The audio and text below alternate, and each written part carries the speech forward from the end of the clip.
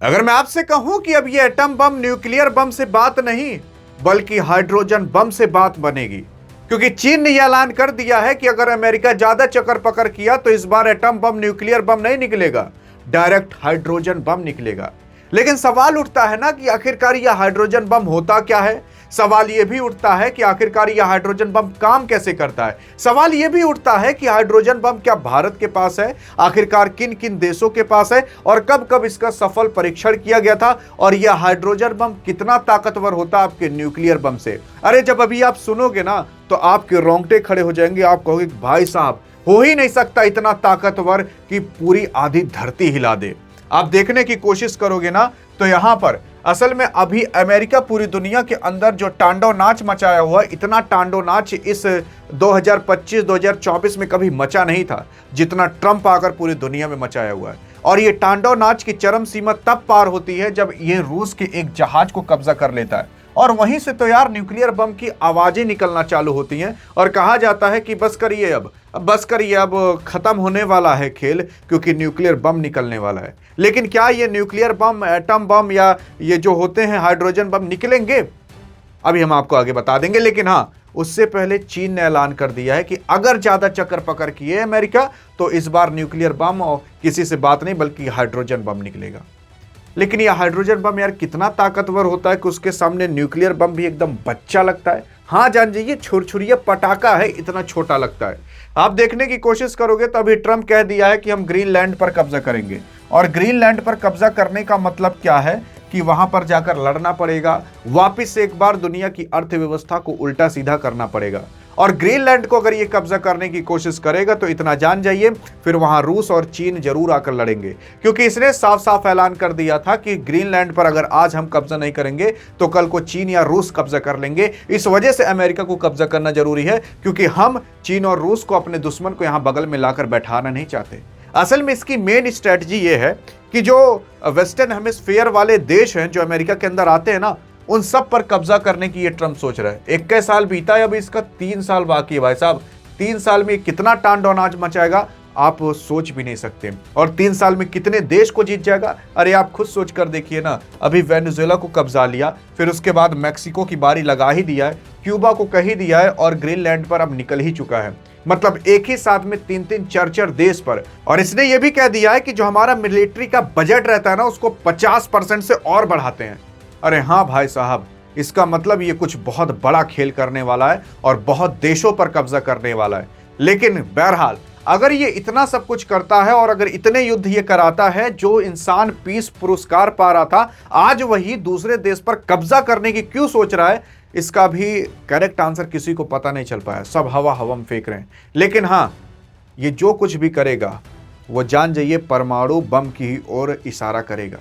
लेकिन परमाणु बम गिरेगा कि नहीं गिरेगा इसके बारे में अंत में आप अभी खुद बता दोगे जब आपको सारी जानकारी हो जाएगी।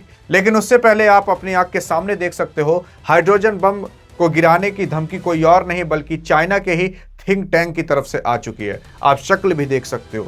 फिर उसके बाद आपको पता ही होना चाहिए कि 1960 के अंदर ये जो हाइड्रोजन बम था उसी के ही दशक के अंदर इसका सफल परीक्षण कर लिया जा चुका था, और अब रूस, चीन और भारत आपका एक साथ हो चुके हैं। और अगर ये 3 एक साथ हो गए तो जानते हो क्या होगा? डी-डॉलराइजेशन हो सकता है, डॉलर का वैल्यू गिर सकता है। आप तो कहोगे कि अभी तो रुपया का गिर रहा है, तुम डॉलर की क्या बात करते हो?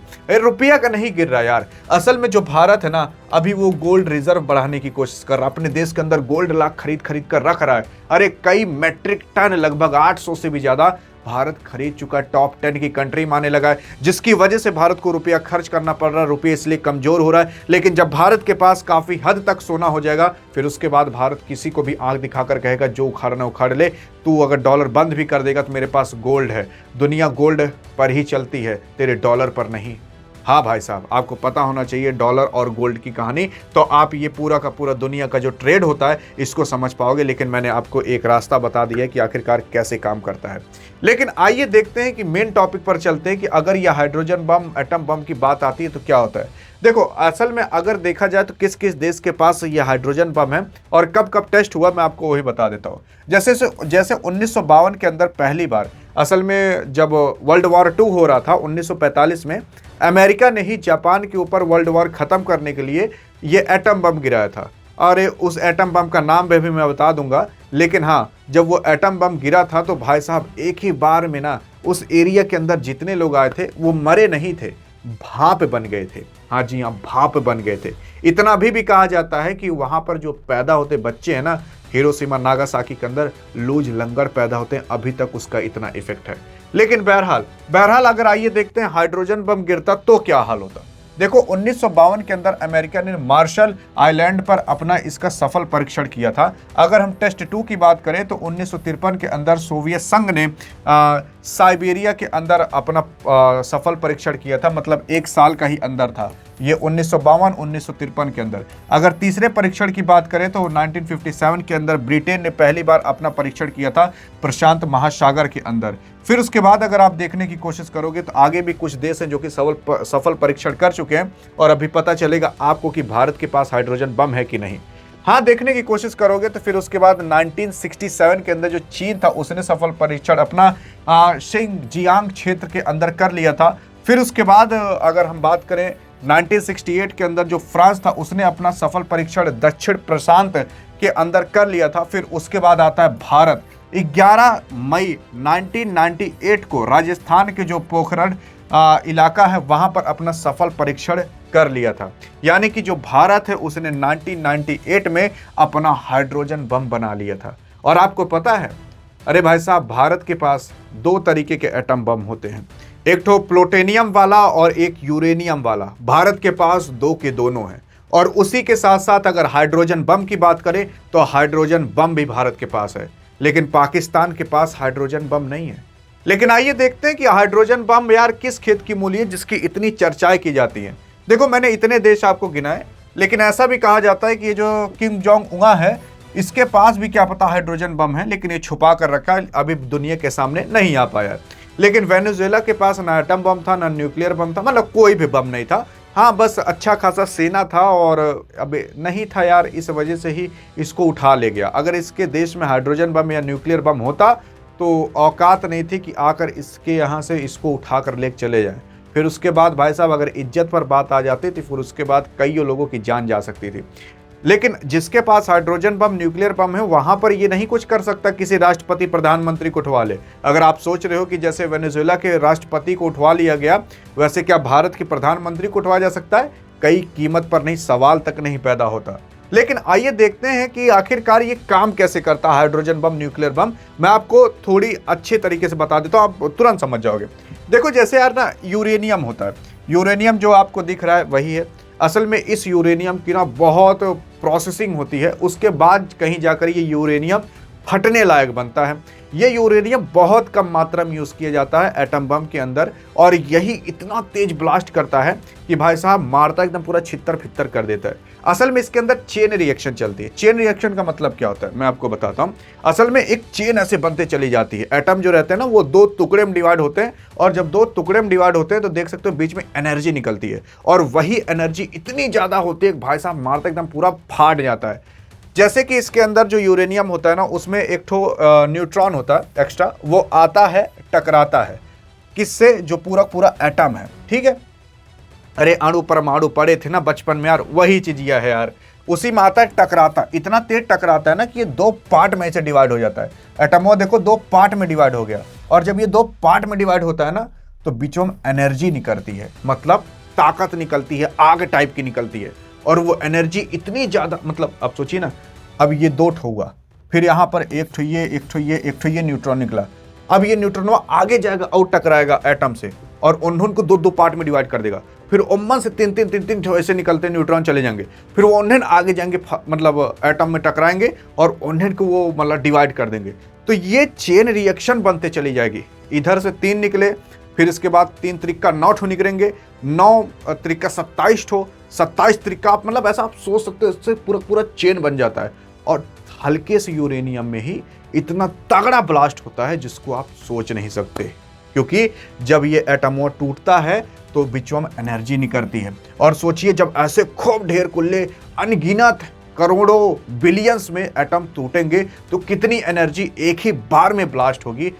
इसी वजह से एटम बम इतना खतरनाक होता है। आप सोचते होगे एटम बम के अंदर खूब बारूद भरा होगा, बारूद नहीं भरा रहता यार, ये यूरेनियम भरा रहता है जिसके अंदर एक न्यूट्रॉन जहां बस यही अगर एक चेन रिएक्शन स्टार्ट हो गई ना तो ये चंद सेकंड के अंदर हो जाता है और फिर उसके बाद ये रुकने वाला नहीं है। आप सोचो कि मैं रोक लूं, और बहुत से लोग सोचते हैं कि यार ये एटम बम गिरा दो फट जाएगा। नहीं यार, इसके अंदर ना पूरी प्रोसेसिंग होती है इस न्यूट्रॉन को भेजने के लिए कि एक न्यूट्रॉन जाकर ये एटमोस टकराए, फिर 2 एटम में डिवाइड हो जाए, फिर आगे न्यूट्रॉन निकलेंगे 3 ठो, फिर वो किसी मतलब अब 3 न्यूट्रॉन है तो 3 एटम में जाकर टकराएंगे, फिर वो 3 से 3 ठो निकले तो नॉट हो गया। तो ऐसे अब वो जो न्यूट्रॉन है वो जाकर आगे टकराएंगे, ऐसी मतलब चेन रिएक्शन बनते चली जाएगी और इसे आप अंग्रेजी में न्यूक्लियर फिजन कहते हो। तो ऐसे एटम बम काम करता है क्योंकि जब ये 2 में डिवाइड होता है तो बीच में एनर्जी निकलती है, वो इतनी ज़्यादा होती है कि भाई साहब मारता एकदम पूरा फाड़ फूट डालता है। लेकिन अगर हम बात करें हाइड्रोजन बम की, तो हाइड्रोजन बम इसका उल्टा काम करता है। असल में देखने की कोशिश करोगे तो इसमें जो हाइड्रोजन रहता है, हाइड्रोजन के जो 2 आइसोटोप रहते हैं। आइसोटोप का मतलब आप जान सकते हो कि जैसे आप हो, आपके 2 भाई हैं तो वो 2 भाई आइसोटोप हैं। आइसोटोप का मतलब समझ सकते हो वही सग भाई एकदम। लेकिन अब क्या है कि ये आइसोटोप जैसे ट्राइटियम है, हाइड्रोजन का आइसोटोप है, ड्यूटेरियम है, आइसोटोप है। जब ये दोनों आपस में आकर मिलते हैं, जुड़ जाते हैं ना, तो खूब एनर्जी निकलती है। देख रहे हो खूब एनर्जी पीली निकल रही है ना, एनर्जी ही है, ये देखो एनर्जी है। तो जब ये दोनों आकर जुड़ जाते हैं तो एनर्जी, लेकिन इनको जोड़ना काफ़ी मुश्किल रहता है। ये बहुत बड़ी प्रक्रिया रहती है, जब ऐसी नॉर्मल नहीं होता, नहीं तो सब बना के घूमते रहते, ला भैया हाइड्रोजन बम बना लिए। ये जो होता है जब जुड़ता है ना तो इसमें से हीलियम निकलता है जब ये जुड़ जाता है और एक ठो न्यूट्रॉन निकल जाता है।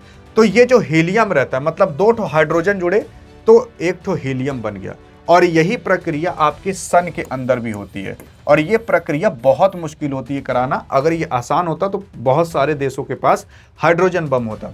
असल में यहाँ पर 2 आइसोटोप होते हैं हाइड्रोजन के और यही दोनों को जोड़ा जाता है और ये ऐसी प्रक्रिया जब एक बार स्टार्ट होती है तो चलते चली जाती है और इसमें से जान जाइए वो एटम बम से ज़्यादा एनर्जी निकलती है और ये रुकने का नाम नहीं लेती। ये ऐसे फिर जुड़ता चला जाएगा। और जब इसका टेस्ट किया गया था ना तो भाई साहब साइंटिस्ट ये सोच रहे थे कहीं हवा में आग ना लग जाए। मतलब सोचिए कितनी एनर्जी निकलती कि जो हवा में हाइड्रोजन है कहीं वो सब ना रिएक्ट करने लगे और वो सब हाइड्रोजन से हीलियम ना बनने लगे। सोचिए हवा में आग जलती, पट पट पट पट पट पट पट पट, इस तरीके से कुछ होता।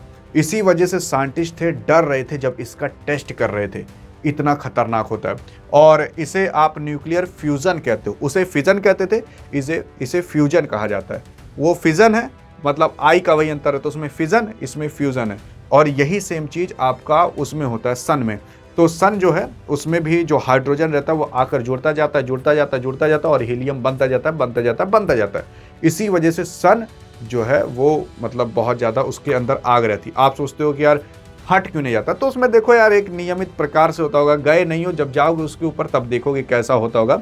लेकिन उसी सन से आज एनर्जी मिल रही है। लेकिन जब वही चीज़ धरती पर होता है तो जान जाइए धरती पर एक सन हो गया और इतना तेज ये फटता है ना, पूरा कहीं दूसरे देश में फटा ना तो यहाँ इंडिया में भी उसकी रोशनी आएगी। ऐसा मत सोचिए कि नहीं आएगी। लेकिन बहरहाल अगर आप देखने की कोशिश करोगे कितना ही बड़ा होता होगा यार। देखो ये माउंट एवरेस्ट है, जब एक ठो एटम बम फटता है देख सकते हो, लिटिल जो हिरोशिमा में फटा था ना वो लिटिल बॉय नाम का एटम बम था। और फिर जो नागासाकी में फटा था 1945 में उसका नाम फैट मैन था। वो इतना तगड़ा था, मतलब माउंट एवरेस्ट से ऊपर इसका गुब्बार गया था, मतलब 8 किलोमीटर से भी ऊपर। फिर उसके बाद कई सारे और आते हैं जो कि लगभग होते हैं, लेकिन दुनिया का सबसे खतरनाक अभी रूस के पास है जिसका नाम हाइड्रोजन बम है। उसका नाम जानते हो? तेसार बॉम्बा है। अब ये जब फटता है तो जानते हो कितना दूर तक जाता है? आप विश्वास नहीं कर सकते। असल में इसका जो ये गुब्बार है ऊपर का ना, यही लगभग 100 किलोमीटर के करीब रहता है। 100 किलोमीटर मतलब समझ रहे हो, 95 किलोमीटर रहता है, लगभग 100 किलोमीटर आप मोटा मोटा मान सकते हो। और जब ये फटता है तो जानते हो क्या होता है? 1000 किलोमीटर दूर तक जो कांच रहते ना वो टूट जाते हैं और एक शहर के लोग तो केवल भाप बनकर उड़ जाएंगे। शहर के लोगों की बात की जा रही है, मतलब जहां फटेगा ना वहां से लेकर 10, 20, 50 किलोमीटर एरिया तक आदमी भाप बन जाएगा। पलक झपकाएगा तो उसकी हड्डी गुड्डी सब भाप बन जाएगी, इतना तेज हीट निकलता है। और जब ये फटता है ना तो एक शहर पूरी तरीके से स्वाहा हो जाता है। वो मतलब बचने का नामो निशान नहीं है और वहां पर कई साल तक कोई जन्म तक नहीं ले सकता भाई साहब, इतना रेडिएशन फैल जाता है। हाँ, मतलब अगर ये फटा तो 1000 किलोमीटर दूर तक ना धरती कांप जाती है, हिल जाती, कांच तक टूट जाते हैं। अब सोच लीजिए कितना तेज भूकंप आता होगा। अब आप अगर दिल्ली में हो या यूपी में हो या बिहार में हो, कहीं भी हो, वहां से 1000 किलोमीटर दूर तक नाप लीजिएगा, अगर गिरा ये तो कितनी दूर तक तबाही होगी। और ये किसी और के पास नहीं, रूस के पास है और इसी वजह से रूस कभी पंगा नहीं लेता। आप सोच रहे हो कि यूक्रेन का नहीं हरा पा रहा, अरे दुइये चाट ये तुषार बॉम्बा गिराएगा ना यूक्रेन साफ। हाँ जी हाँ, वो तो खाली अभी छुरछुरिया पटाखा लग धुसुम धुसुम कर रहा है। जहाँ ही कुल गिराना चालू किया भाई साहब वर्ल्ड वॉर चालू हो जाएगा। और जहाँ 3-4 ठो कहीं गिरा दिया ना, 4-5 शहर साफ हो जाएंगे, पता ही नहीं चलेगा कि यहाँ 1000 साल से कोई था भी कि नहीं था। इतना खतरनाक ये बॉम्ब है। देखिए मैंने आपको न्यूक्लियर फ्यूजन ये भी बता दिया, कैसे काम करता है वो सारी चीज़ें मैं बता दिया। और बाकी अब इसमें वैसे तो हैं बहुत चीज़ें, लेकिन एक मोटा मोटा स्तर पर आप जान गए होंगे। लेकिन हाँ, जो आप सोच रहे हो कि ये जो बात की जा रही है हाइड्रोजन बम, भाई साहब कुछ नहीं गिराया जाएगा, ना न्यूक्लियर बम ही गिराया जाएगा, ना परमाणु बम, मतलब कुछ नहीं गिराया जाएगा भाई साहब। वो केवल बातें की जा रही है, डरवाया जा रहा है और न्यूज़ में आपको बहुत बढ़ा चढ़ाकर बता दिया जा रहा है। मैंने आपको इसलिए पलझा कर रखा ताकि कम से कम पलझाने की मदद से आपको ये सारी चीज़ें पता चल जाए, नहीं तो अभी कैसे पता चलती। और अगर पता चल गई हो तो बताइएगा जरूर। और अगर ऐसी इन्फॉर्मेशन चाहिए तो टेलीग्राम पर जाकर फॉलो भी कर सकते हो, फ्री में जाकर कर सकते हो वहाँ पर, अगर फ्री की इन्फॉर्मेशन चाहिए। तब तक के लिए जय हिंद, जय भारत।